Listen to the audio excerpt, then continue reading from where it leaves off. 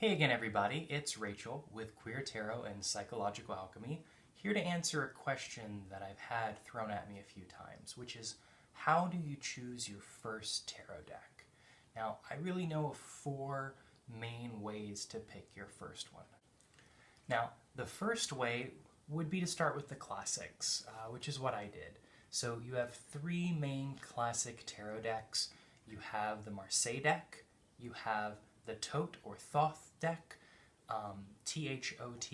It's the deck that you can see in a lot of my previous videos. And you have the Rider-Waite-Smith deck. Now, Rider-Waite-Smith is by far the most popular, and you can find a zillion and one clones of that system. I don't have an actual Rider-Waite-Smith deck. I actually gifted mine to someone else this holiday season. I hope they're enjoying it. But I will show you. This is the Tarot of the Magical Forest, and it's got some really good imagery that's based on that system.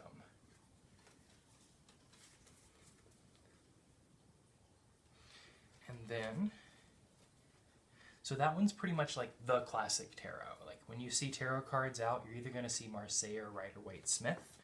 With the Thoth deck, you have a little bit more, in my opinion, evocative imagery done by Lady Frida Harris. And I really love her art. And I want to show you a few of those.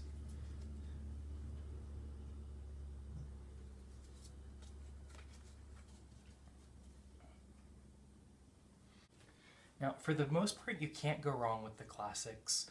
It's a good starting point. Any of those three will get you further on in your tarot journey. But I do want to list three other ways to get into it. A second way to find the deck that's right for you is take a look at decks online, find some images of it, Google any kind of deck and just click images on there and it'll give you some pretty high quality ones on most of them. People love to take pictures of these. They're just so pretty. But you want to find art that really says something to you. Like the first time I saw this death card, I knew I wanted to know more about this deck. And it was the same thing with this deck, which is my current favorite. It's from the Next World Tarot by Christy C. Rode. You can see a review for that one video back. I do want to show you a couple other from this. Now, this art speaks to me both as an art style and from the representation of it. The colors and really the power of it really hit for me well. The third way is what some people call like a traditional way. It's not really, it's based on some kind of pseudo-history, but the idea is you're gifted a tarot deck. I think this is really cool if you know someone who reads tarot and maybe they have some old decks they don't use. So not a bad idea to be like, hey, do you have one that I can learn on, or do you have one that, you know, you would be willing to give me? Or you might have a friend, once you let them know you're interested in tarot, they may buy your first one. If you don't have a lot of funds, this may be a good option.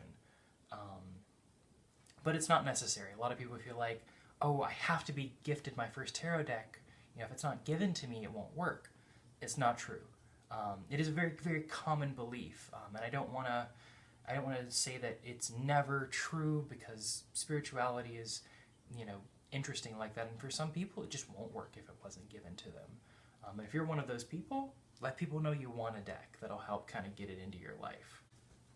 This last holiday season, I was given the Wanderer's Tarot, which is really pretty. It's done in a scratchboard style. I still haven't done a review of this deck, but I will be doing that soon. It's gonna fall. But yeah, really pretty style, very, you know, evocative imagery. It makes me really like dive into the card. I haven't done a lot of readings with this one yet, but I think it might be one of my personal decks. A fourth way is one that my sweetie suggested that I really like, which is find a deck that's based on something you already know things about or you're really interested in learning. Like I picked up an oracle deck that was very specifically on astrology because I wanted some images to tie in as I'm learning the various houses and planets and signs.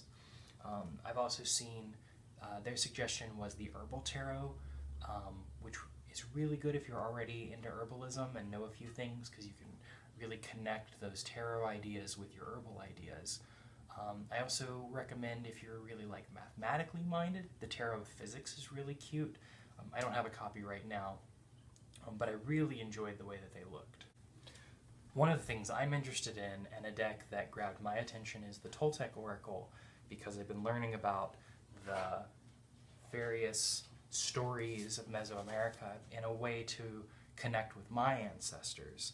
So if you have something that hits more of your ancestors, like if you have a Celtic background, or if you're someone who's really into witchcraft, find something that really hits somewhere you're already interested in. There's ones for crystals, there's ones for specifically angels and love, and anything else you could want to know about.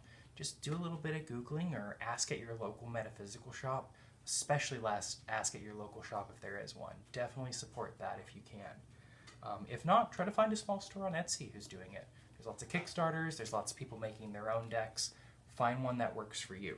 Well, that's it for this video.